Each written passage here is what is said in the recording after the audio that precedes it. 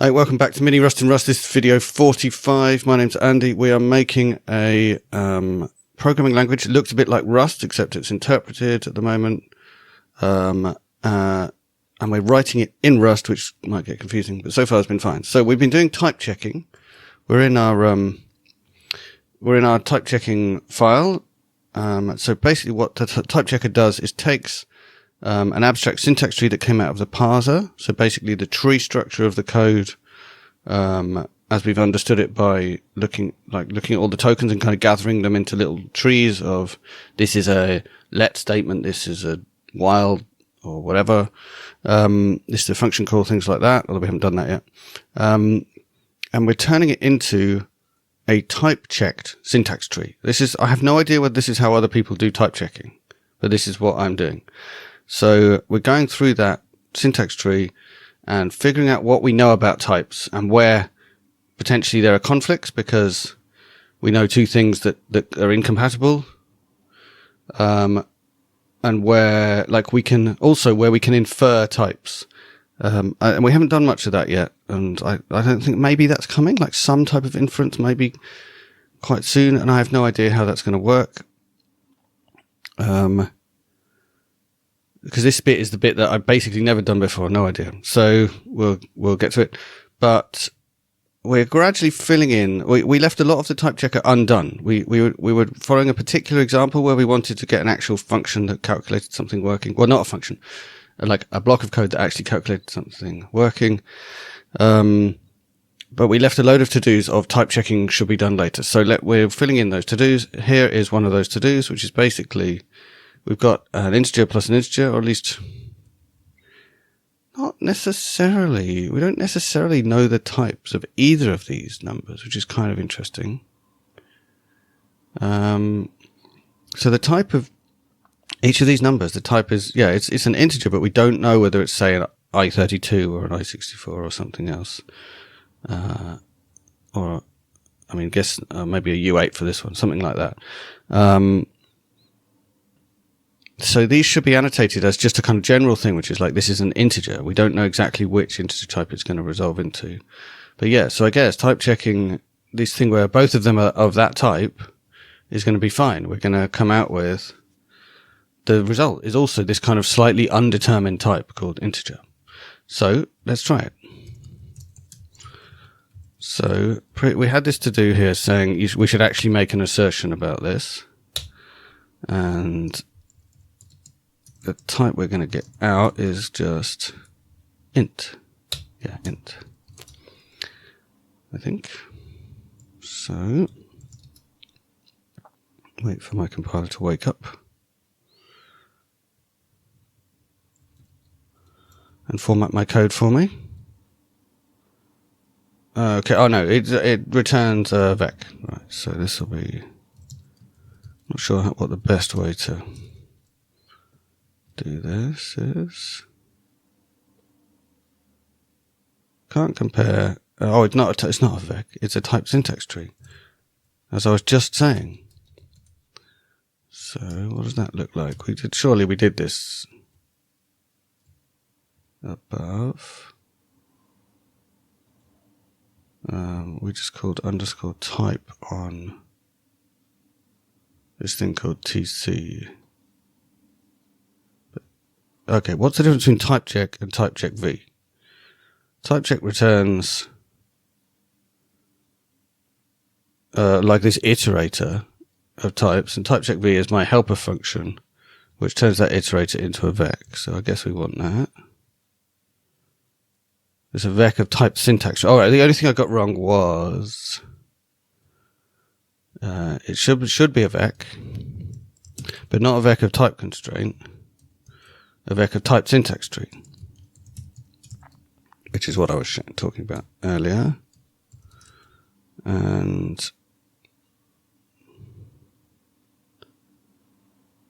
how do you make a type syntax tree? What is a type syntax tree?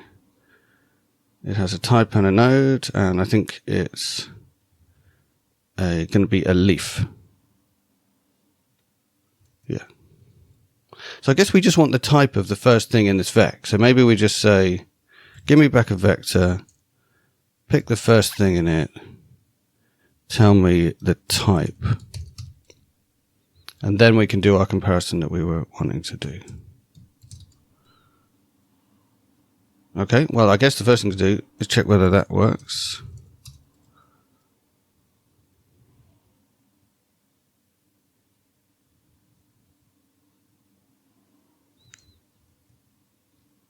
Okay, that passed, which makes me a bit worried, so let's just make it fail to double check. Okay, yeah, that really is passing and checking something good. Alright, so that assertion was already done, and I guess what I would like to do is check. I guess, well, there's a number of things we want to check, right? So we've already got a check of adding different types as an error. That was the other thing I was about to do. So I guess the next thing to do is to say, if it has a concrete type, so imagine we have one variable, let's call it known, just so I don't use single letter variables, and let it be a specific known type. Now, what types? I can't remember. I think I32 was, I32 was the one we made. And so let's make that one be a number. So this is now this is now some code that has a statement followed by an expression, and the expression is going to be what happens when we add this unknown thing, which is an int, to this known thing, which is an i32. We should get back an i32. And this should be type checking.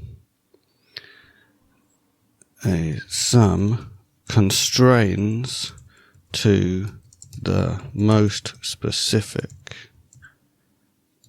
type. Right, so basically we've got a specific one called known and a non-specific one, which is 190. So the answer should be the specific thing. This is definitely not just any kind of int, we don't know what yet, but specifically this is an i32. So I think this test is going to fail because we just haven't implemented this at all. Excellent, it does. Right, so let's find a function called, I think there's something called numeric operator result type. Yeah. So yeah, I just looked this up before we started. All right, so when we have an operator, which is a plus is an operator, we end up in this code, which is like type checking operations. Sorry, yeah, operation is the word I should be using. And this, so I guess this should be a numeric operation. Should we rename it? It's probably not too noisy to rename it at the same time we're writing this other code. So we know this is a numerical operation as opposed to, say, a less than or something, which is dealt with differently. It's just always Boolean in the less than case. So we've got a numerical operation. We've got the type of the left-hand side and the right-hand side. So we call into this function to say, give me the type of the operation, and that can fail. So it can fail if they are not of the same type. So I've got this special case for any's just to get me through. There was some problem here where I needed an any. I can't even remember why a type constraint would be any, but yeah, I needed that for some reason, probably just because some other bit of type checking code is not done yet. But then the general case is either they're the same type or they're not the same type, in which case it's an error. And we check that. And in Rust in general, if you're adding two things which are not of the same type, it's an error. You basically have to convert them to be the same. Is that always true? I think... No, it's not always true. It's not always true. Right, so we're going to have to deal with that later. But for now, that's the rule. Basically, if you define a custom operator which says, I know how to add an int to me, even though I'm not an int myself, you can do that. So we're going to have to revisit this. But for now, so I guess we can just put some kind of to-do in here. To-do. For now, if...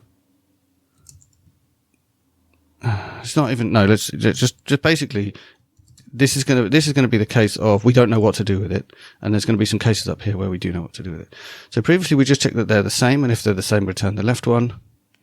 And if either of them's any, then they're compatible, and we've just returned the left one, which is just, like I said, this here is basically nonsensical. But what we actually want is, we want to say, there's some function, I've forgotten the name of it, on a type. Yeah, combine with right type. So you can combine a type with another type. So if this was int and you combined it with i32, it would give you back i32, and vice versa. If they're both the same, then the combine with just gives you back the same thing. And what does this return? It returns a result. And yeah, so it's potentially an error. And if it's an error, I think we want to not just accept the error that we're given by combine with. Oh yeah, we can't, because the error it gives you back is empty. So it's basically, combine with is not bothering to format you a nice error message here. It's just telling you they don't combine. So it's basically, if we get back a result type from combining them, then the answer is result type. So this code's kind of already written, right? I just wasn't using it. And then if they're not compatible, we return an error. And I think that's it. We'll see if our existing tests pass and stuff like that. This should be okay.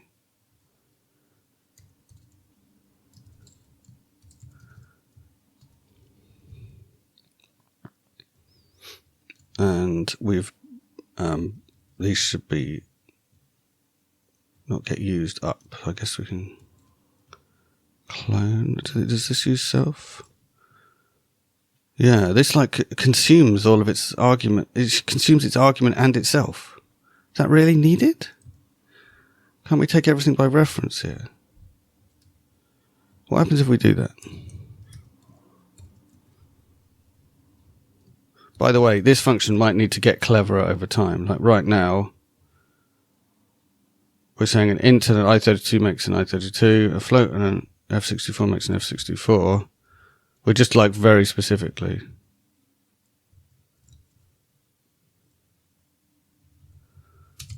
Something like this. So, I guess we could actually return a reference. We could return a reference. So, lifetimes. Let's have a quick refresher on lifetimes. If you don't specify lifetime on a method and you're returning something which is a reference. So here I want to return a reference to a type constraint. If you don't specify, if you just say this returns ampersand self, so it returns a reference, then the compiler will assume you meant the same lifetime as self. So basically, you're returning something that is a reference to something. You need to know how long that's going to live, and by default, you're saying that's going to live as long as this object that you're calling the method on. If you want to say something different, then you have to be explicit about lifetimes, which is what we have to do here, because when we're returning this result, it could only live as long as right-hand side, or it could only live as long as self, depending what we return. Like here, we're going to return a reference to self, so it's going to live as long as self, obviously. And here, we're going to return in some cases, we're going to return something that's a reference to the right-hand side. So the way to say that is to say, there's only one lifetime defined on this, which is the shortest of the lifetime of self and the lifetime of right-hand side. And that is the lifetime of the thing we're returning. Hopefully that makes sense. Remember, lifetimes always only tell you how long your return value is going to last. This other stuff is just helping you say, my return value lasts this long. So in the normal case, it would be my return value lasts as long as self, as myself, the method, the instance you're calling the method on. In this case, we need to say it could only last as long as right-hand side, which might potentially be shorter than self. So the way we do that is we say they both have the same lifetime, because when you say two things have the same lifetime, you basically mean the shorter of the two. It's please choose me a lifetime that works for both of these, which is the shorter. And therefore my return value is living as long as the shorter of these two things that you're passing in. And in order to use this TK we have to like say that TK exists, which is what this is. Okay. And that means we're going to have to mess with this a little bit. It's going to be less neat, but might actually fix one of my concerns about this code, which is, why have we got two identical cases that are like just left and right, and we have to do them with an or like this. So I can get rid of my to do, I think, because basically we're returning a reference. So they have different return types for the two different branches here. So if the right-hand side's an I32, return a reference to the right-hand side. If the left-hand side's an I32, return self, which is a reference to myself. And are we going to regret this, returning this reference? Are there going to be cases where the answer is not either of the two things that were passed in? I mean, for now, I feel like no. So let's cross that bridge when we come to it. I can't think of a case where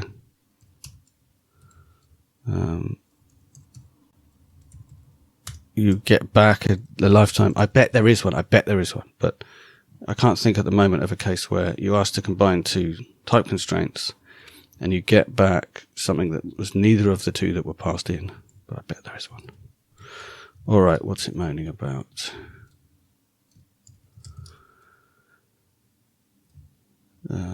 Yeah, now we can just pass in by reference. And here we will clone it because I feel like it's getting complicated. Yeah, I guess my feeling before was that a type constraint is so simple that we can just... It could in fact be copy, couldn't it?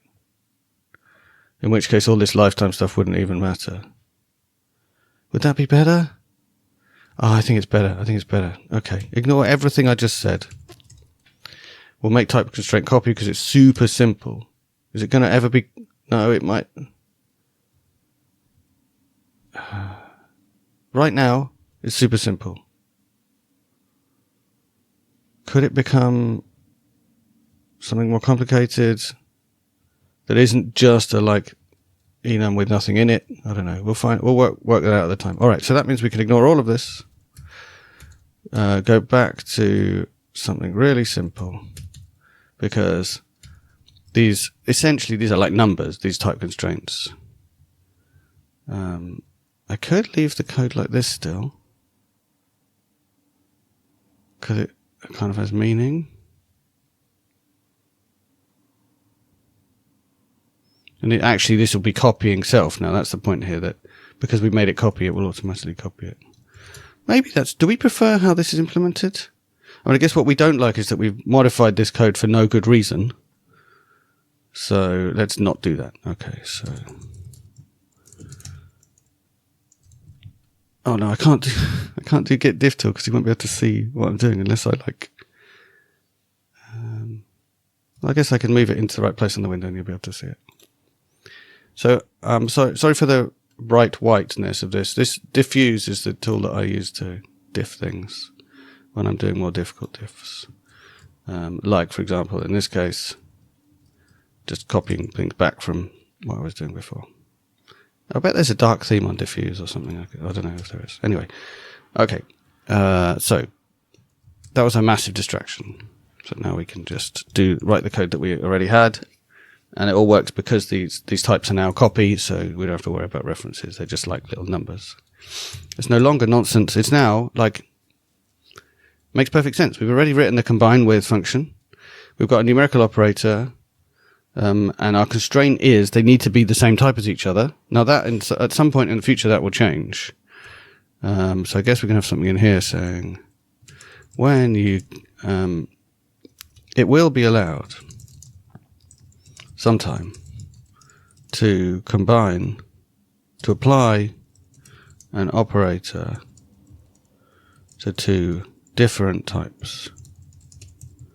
For now, we only allow them to be the same type. And so this combined with is basically saying, it's asking you, are you allowed to combine left type and right types? So these have to be the same as each other is the implicit thing here. Combine with means, for example, we're combining a constraint on a let to say this is definitely an I32 with a numeric literal, which is just an int. When we combine them together, we're saying they have to be the same as each other. What are they? And the answer in that case would be I32 because it's more specific.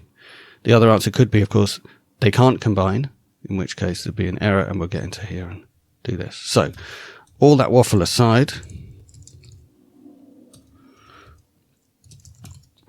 let's see if that test now passes. We've got a warning. Ah, interesting. The type constraint any is no longer being used. How exciting. And we've done something wrong because... Oh, I know what's wrong. Good. Okay. So any's not being used. How interesting and exciting. We don't want any to exist. Like when would we want to say a type? We know nothing about this type. Is that ever going to happen? I mean, I feel like it might. Later. We'll get to a situation where we're going to figure something out, but we haven't figured it out yet. But for now, I'm going to comment it out just in case we feel like we need it.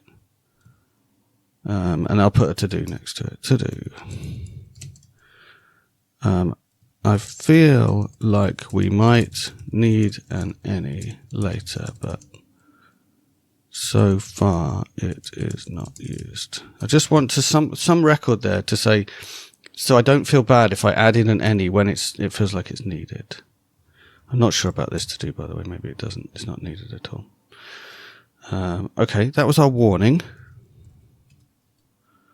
And that means we don't need this case here. There's a few other things. Okay, just displaying. In fact, in this case, let's just comment it out in case we need it again later. These to-dos, like, there's no need to obviously keep a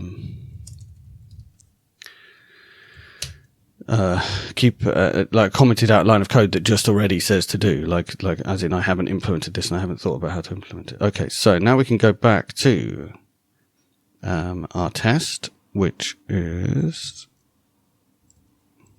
I haven't for some reason my keyboard shortcut to jump to code that has changed in Git is not set up on this computer. So I need to find it manually. It was something like operation, wasn't it? Here we are. It's exactly... No, it's almost exactly right. Okay, anyway. Okay, so it's coming out as unit. The reason it's coming out as unit is because we asked for the first thing, and the first thing is this let statement. We actually want the type of the second thing, index number 1. Is this misleading? Like, how can I think I want another helper function which says give me the type of the last thing. So let's look at what typecheckv does. So we want another thing which is called typecheck last, I guess, or type or like typecheck type, typecheck last type, typecheck value, typecheck value, right? It's I want the value of this expression. It's going to return me a type constraint, which I'm going to get by saying, give me the last thing in the vec. Can you say last in a vec? Yeah. Give me the last thing in a vec, and we'll say types vec should not be empty. If there's nothing in it, it'll give us back none. So we need to deal with that case. And then we need to ask for the type of this thing. So, like, do the whole type checking just like we did before, which I guess we can call typecheck v for. Just pass in the code. Yeah. So, give me a vector of the